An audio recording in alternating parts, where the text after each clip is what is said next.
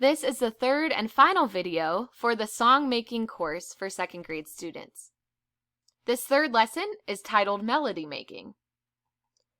As I open up this last lesson plan, you will notice that this is an asynchronous course developed for a second grade class with 45 minutes of instruction. I attached one content standard and one objective statement, which you can adapt to fit your needs. Below are a couple of materials listed. First of which are the Word documents with our lyrics from the first class, then a screenshot or a link to last week's rhythm from Soundtrap, and a link to Chrome Music Lab, which is another Web 2.0 tool that I'm very excited to share with you today. Before we start this activity, I want you to note that this is an asynchronous course, so your method of delivery might look a little different than the synchronous lessons beforehand. You could perhaps approach this from two different views.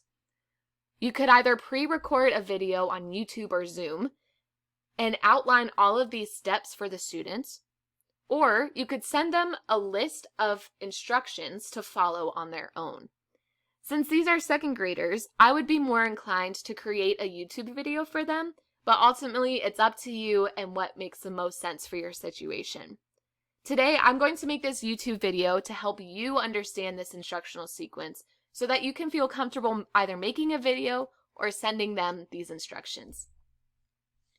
First, I would begin with a greeting and an introduction, as well as a review of the lyrics from the first class that you've been working with. Here is the completed spiderweb sheet, and the 4 words that we used during the Rocking Rhythms video were light, blue, shiny, golden. The 4 words that we looked at from the ABC sheet were fun, golf, hat, and igloo. Next, we would go to Soundtrap and see how those words were input from the end of the last class. So with kick and snare here, I input light, blue, shiny, golden, with a series of quarters and eighth notes.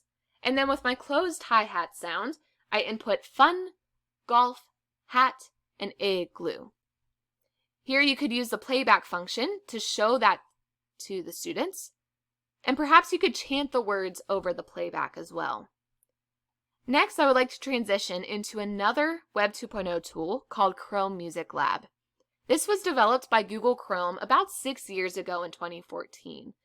You notice from the get-go that it's very bright, it's vibrant, it's colorful, it's happy, and it's inviting, which I think young students will instantly be intrigued by.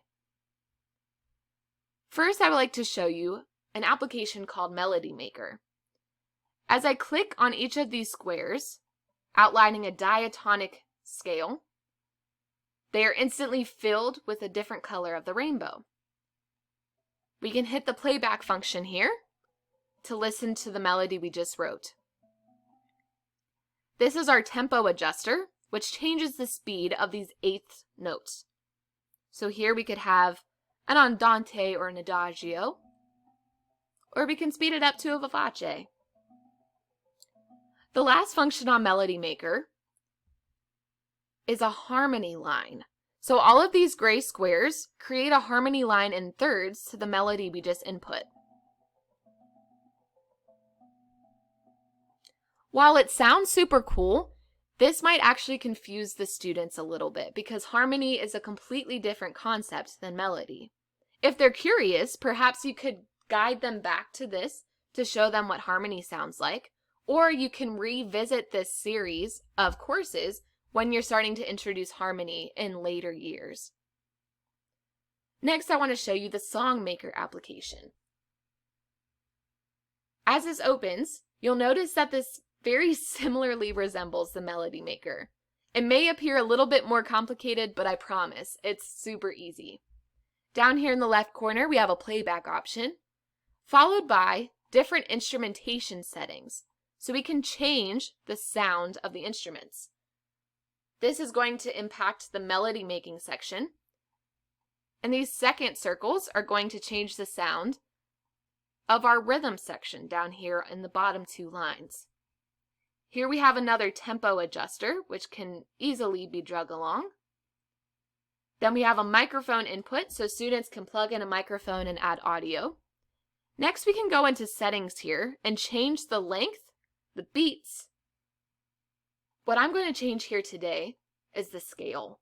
A lot of elementary classes begin with a pentatonic scale because it's far easier with whole steps than adding in the half steps of a diatonic major scale. We'll still go ahead and start and end on middle C, but I'll change the range to 1 octave here. To begin, I would start by inputting the rhythm from Soundtrap. Let's refer back here. Our kick and our snare were the 4 words from our spiderweb sheet, and those were as follows: light, blue, shiny, golden. Let's input that one more time here. Going back to Soundtrap, we'll look at the 4 words from our ABC sheet, and those were fun, golf, hat, and igloo. Then you could play that back for the students.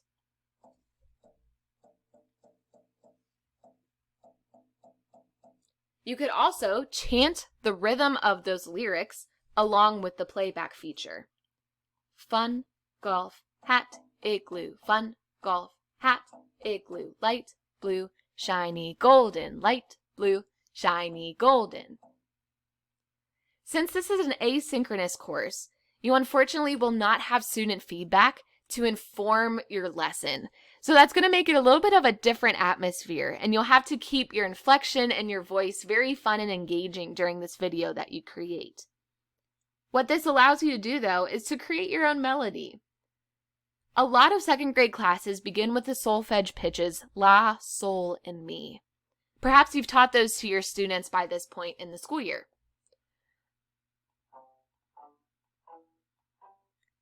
Here I just outlined Do, Re, Mi, and Sol so that you can hear those pitches. What you could do is input the same rhythm that you used below, but add some pitches to them. So here, let's go ahead and use some Sol and some Mi.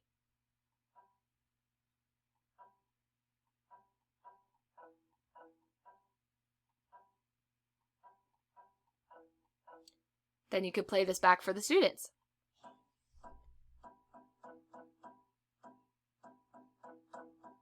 You could also sing this with the lyrics.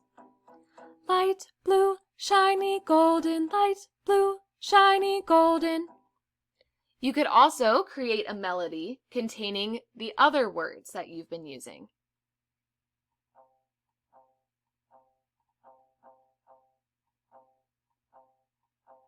And then you could sing those with them.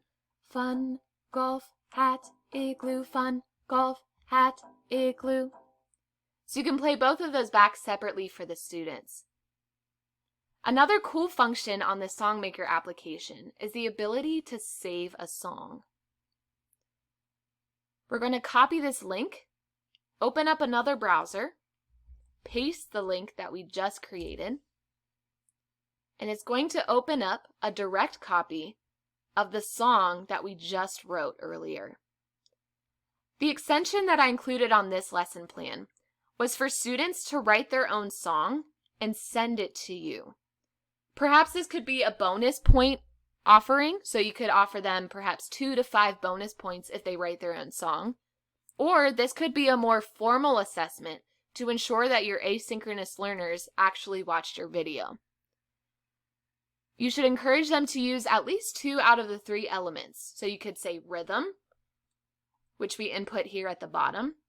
You could say melody, which we input here twice. Or perhaps you could even say that both lines that we added were a melody and a harmony together. One of the ways that I would check for understanding is through a Google form. So similarly to the rocking rhythm form that I showed you, I created a melody making form as well. So if you feel that sharing links to their songs on Chrome Music Lab is either too advanced or too challenging, I would just have them submit this asynchronous form to you. Or if you wanted to have them do both, you could add a 6th question here at the bottom and create a space for them to send the link that they copied to you. That concludes the 3rd and final lesson called melody making. I hope you enjoyed, and I hope that this is helpful for you during these days of remote learning.